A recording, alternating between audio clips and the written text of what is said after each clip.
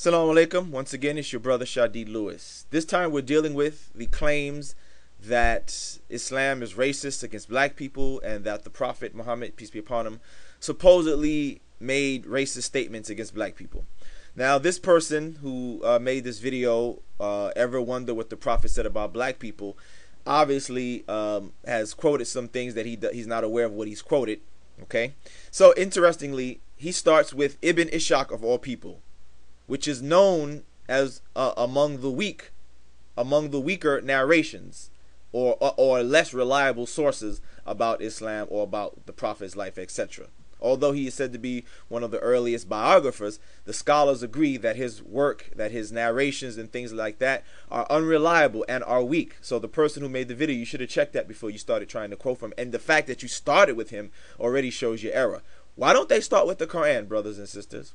Why is it that they always got to start with a lesser reliable source? If you want to get us, start with the Quran. The Quran is the top authority and the top source for the Muslims.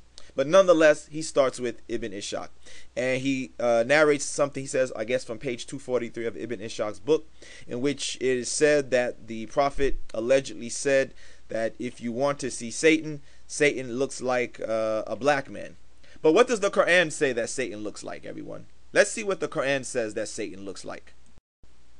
According to the Quran, in chapter 15, verse 27 and down, this is when Adam is created and Satan is amongst the angels. But Satan is a Jinn. And the Quran tells us that the Jinn are created from a smokeless fire. All right, a type of fire that is smokeless. Again, in the Quran, we see in chapter 38, verse 76, here now is supposed to be where Satan is responding back to why Allah asked him why he did not bow down to Adam. And Satan himself tells what he looks like. Satan says that you created me of fire while you created him of clay. So Satan is a jinn. He looks like a being that is of a type of fire that does not give off a smoke. Not a black man. Not a black man with long hair and red fiery eyes or whatever the case may be, but he looks like a fiery being. A being that is made out of fire, that does not, a type of fire that does not give off a smoke. That's what he looks like according to the Quran. Okay, so now let's go and say what do the scholars say about Ibn Ishaq and his weakness. Let's take a look.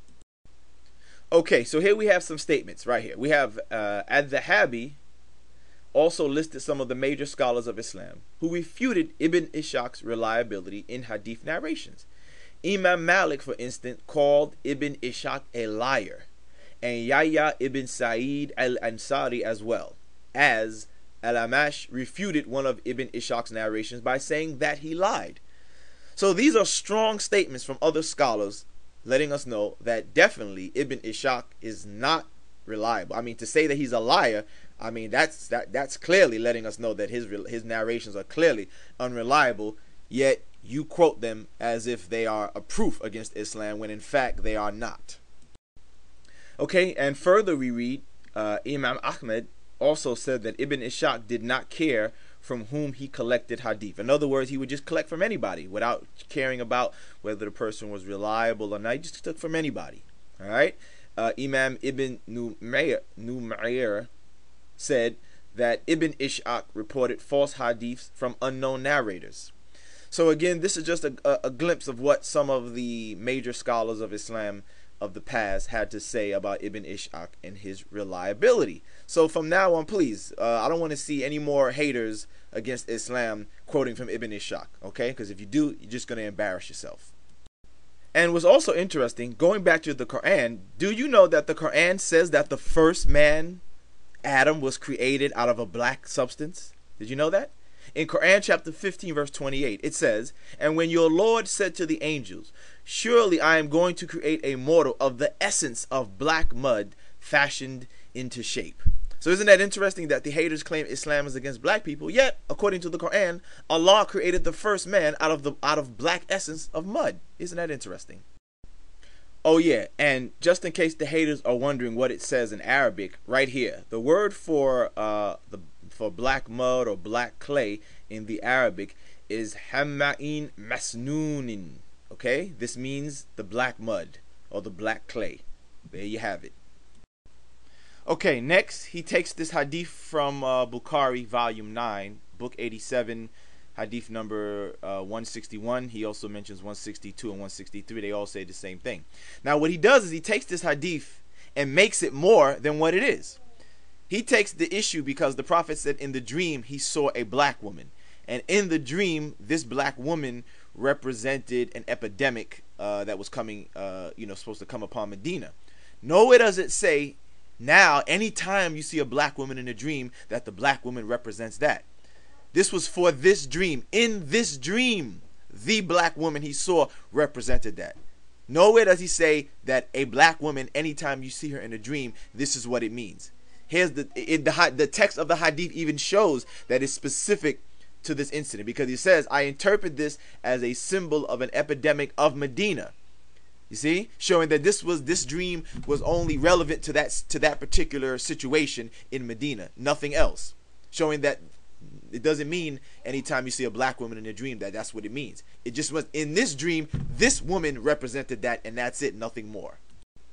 Okay, now just in case you don't want to take my word for it, here's a hadith that relates that the Prophet said that the black woman will be amongst the people of paradise, in fact. This is from Bukhari, volume 7, hadith number 555.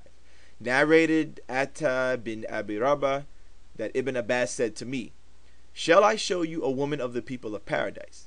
I said, yes. He said, this black lady came to the Prophet and said, I get attacks of epilepsy and my body becomes uncovered. Please invoke Allah for me.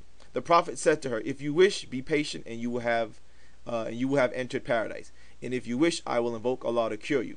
She said, I will remain patient, and added, but I become uncovered. So please invoke Allah for me that I become not uncovered. So he invoked Allah for her.